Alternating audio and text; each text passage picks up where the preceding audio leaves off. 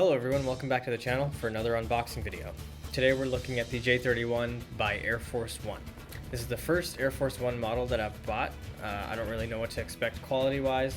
Don't really know much about it other than the pricing was really good. And the J-31 really isn't made by a lot of companies. So saw it come up, the price was good, cool airplane. I think it'd look cool next to the F-35 and the F-22 on a display, so I had to get it. But enough rambling about that. Let's take a look around the box, which should be pretty simple because there's not a lot going on here. You've got a picture of the aircraft on it. This is a stock photo of the real thing in real life. Very reminiscent of the F-22. Kind of looks like F-22, F-35 hybrid because it's got twin engines like the Raptor, but the overall silhouette is like the 35. I'll go into more details about the plane in the review itself, but the gist of it is that this came into conception with stolen F-35 data is what's widely believed. So, not surprising that it shares a lot of the similar lines. The box itself is pretty bland. It's got the picture and not much else. Same picture on the back, and then some text on the top. You can pause that and read it if you want. Pretty decent amount of text, shows you safety instructions and what it's made out of. Same thing on this side, except this side tells you a little bit more about the aircraft. I'll read that off. It says the Shenyang J-31, 5th generation multi-purpose medium fighter, is also known as the Geyer Falcon or Falcon Hawk by some military enthusiasts. It is a twin-engine, mid-size, 5th generation fighter currently under development by the Shenyang Aircraft Corporation. The fighter has been referred to as the F-60 or J-21 Snowy Owl in some media reports. The J-31 is a mid-weight, twin-rudder, twin-engine jet with typical configuration. So, nice amount of information on there for being such a short blurb. Craftsmanship says built to exacting military standards based on exhaustive research. The paint is used. Surface body paint uses 175 degrees Celsius correct colors. I guess that's the temperature that the paint comes out in when they're painting it. I don't know what that means. Model contains removable parts simulating the original design. So it's really cool that you get a model of this thing, and technically I don't believe this aircraft is in final production. I think it's still in testing, so the fact that they were able to make something real quick and not be plastic and it's completely die-cast model in 172 scale is really awesome. There is also a window box on this one, so I don't know how well that's coming across because of the glare, but gives you a good view of the model. One of the downsides of this is I don't think that this aircraft comes with interchangeable parts based on what I'm seeing so far. I see a display stand, the model itself, pre-configured with all the weapons, and not much else. There could be more when I open it up, but I don't think we're gonna get a lot of display options other than in flight with all of the weapons on board and the weapons bay doors open. But let's get it cracked open and see what's inside. So it looks like it's a pretty simple design for the box. Just one pull tab and the clamshell is inside.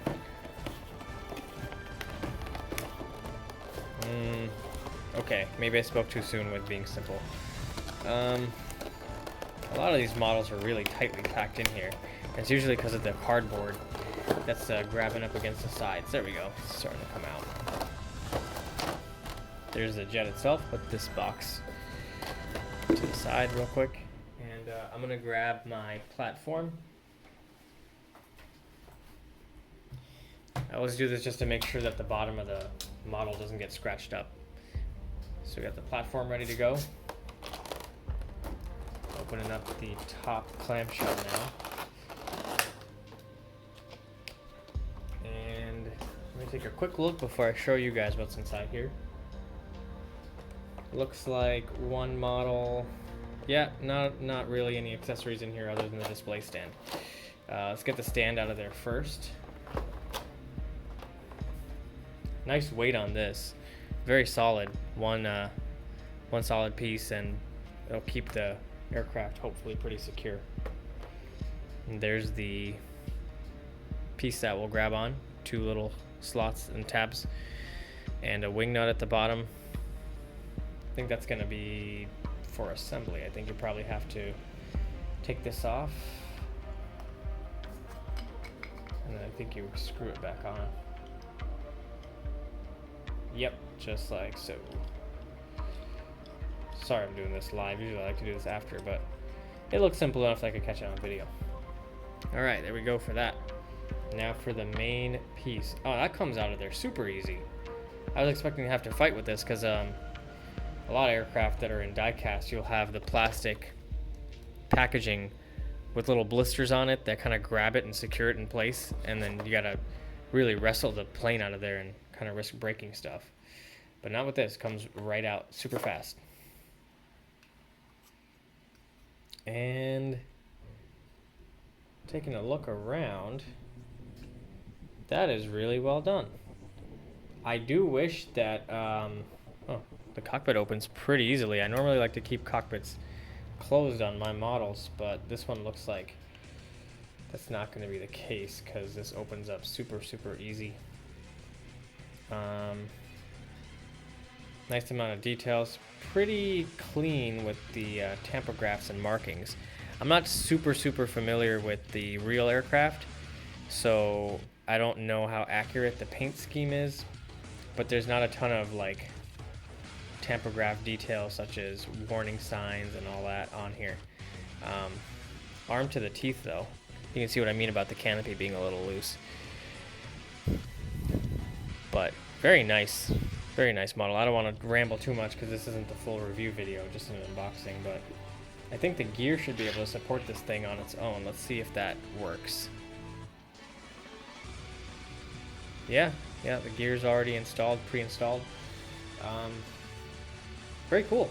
Yeah, I know I'm not really talking too much in depth, but for the price, this one was $25. I got it for, which was a steal. It had to come from overseas, so it took a little bit longer to ship. And I've seen the prices go up a little bit since then. But, you know, similar aircraft made by Hobbymaster and other companies, you could easily see this going for 75, 80 bucks. I mean, obviously those ones have removable accessories and stuff, and this one doesn't. But for the size and the amount of die-cast that's on here, it was a really good price. Speaking of which, it looks like most of this is die-cast. Typical plastic nose cone like most of them do, and the accessories are plastic as well on the wings. Exhaust detail is plastic. Vertical fins are plastic. The horizontal fins are metal, I believe. Yep, those are metal. And the weapons bay and weapons in there are plastic, same with the landing gear.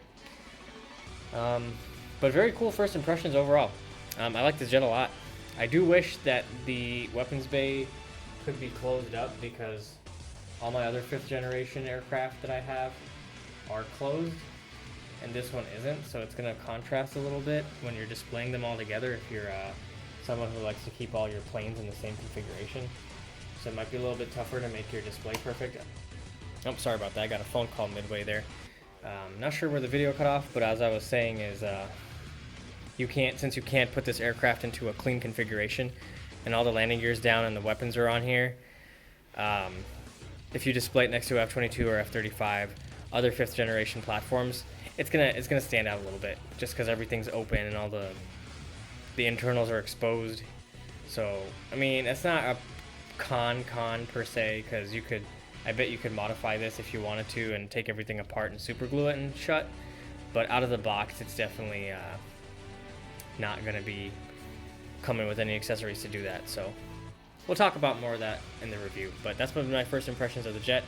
Let me get this thing close in one last time before I get into the full review in the next couple days, hopefully. If you have any questions on this one, feel free to let me know and I'll try and touch on it when I do the full video. But that's going to be it for the J-31 by Air Force One. Looking forward to get this one reviewed. If you have any questions or comments, go ahead and drop them below, and I'll see you guys in the next video.